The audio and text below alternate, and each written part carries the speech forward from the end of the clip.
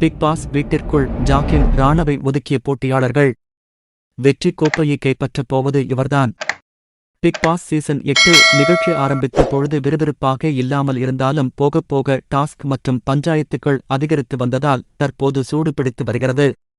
அதிலும் இன்னும் ஒரு சில வாரங்கள் மட்டுமே இருப்பதால் போட்டியாளர்கள் ஒவ்வொருவரும் அவர்களுடைய தனித்திறமையை நிரூபித்துக் காட்டி வெற்றி கோப்பையை கைப்பற்றுவதற்கு திறன்பட செயல்பட்டு வருகிறார்கள். அந்த வகையில் இப்பொழுது வரை முதல் 5 இடத்தில் இருப்பது முத்துக்குமரன், ராணவ், சௌந்தர்யா, ஜாக்லின் மற்றும் தீபக். ஆனால் முத்துக்குமார் தான் வெற்றி கோப்பை கைப்பற்றுவார் என்று இத்தனை நாளாக எதிர்பார்த்த நிலையில் ஓட்டு மதிப்பெண்கள் சற்று முன்னும் பின்னும் ஆகஸ்ட் போய்க் கொண்டிருக்கிறது. அந்த வகையில் முதல் 2 இடத்தில் முத்துக்குமரன் மற்றும் ராணவ் தான் போட்டி போடுகிறார்கள். அதிலும் இன்று அடுத்த வாரத்திற்கான கேப்டன் டாஸ்க் ஆரம்பிக்கப்பட்ட நிலையில் பவித்ராவிற்கு வேணும் என்றே முத்துக்குமார் அந்த டாஸ்கை விட்டுக் கொடுத்தது அப்பட்டமாக அனைவருக்கும் தெரிந்த நிலையில் பிக் பாஸ் தண்டனை கொடுக்கும் விதமாக கேப்டன் டாஸ்க் நிறுத்தி வைக்கப்பட்டது. அத்துடன் நாமினேஷன் ப்ரீ பாஸ் கிடையாது என்ற அறிவிப்பை வெளியிட்டு இருந்தார்கள். இதனால் ஒட்டுமொத்த போட்டியாளர்களும் அதிர்ச்சியாக நிலையில் முத்துக்குமார் அவர் செய்த தவறை உணர்ந்து கொண்டு பிக் பாஸ் குருநாதனிடம் மன்னிப்பு கேட்டு வேதனைப்பட்டு வருகிறார். தற்போது முத்துக்குமாரின் இந்த செயலுக்கு மக்கள் வெளியில் சில நெகட்டிவ் கமெண்ட்ஸ்கள் கொடுக்க ஆரம்பித்து விட்டார்கள். தொடர்ந்து முத்துக்குமார் சில விஷயங்களில் சொதப்பிக் கொண்டு வருவதால் இவரை ஓவர்டேக் பண்ணும் அளவிற்கு ராணவ் முதல் இடத்திற்கு வந்து வெற்றி கோப்பை கைப்பற்றி விடுவார். இதற்கு இடையில் இந்த பிக் பாஸ் வீட்டில் யார் நன்றாகவும் உங்களுக்கு பிடித்த போட்டியாளர் யார் என்பதை தெரிவிக்கும் வகையில் ஒருவரை தேர்வு செய்து அவர்களுக்கு கேக் கூட்டும் விதமாக ஒரு விஷயத்தை பிக் பாஸ் கொடுத்து இருக்கிறார்.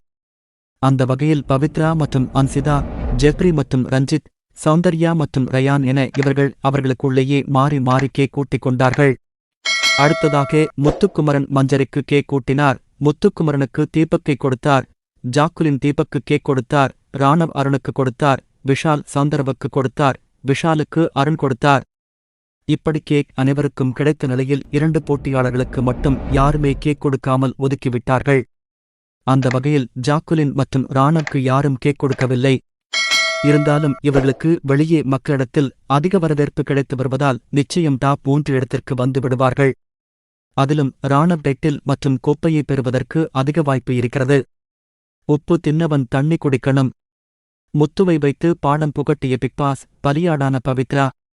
பிக்பாஸ் நிகழ்ச்சியில் இந்த வாரம் செங்கல் டாஸ்க் கொடுக்கப்பட்டது. அதில் போட்டியாளர்கள் ஒருவருக்கொருவர் கடுமையான கொடுத்து விளையாடினார்கள்.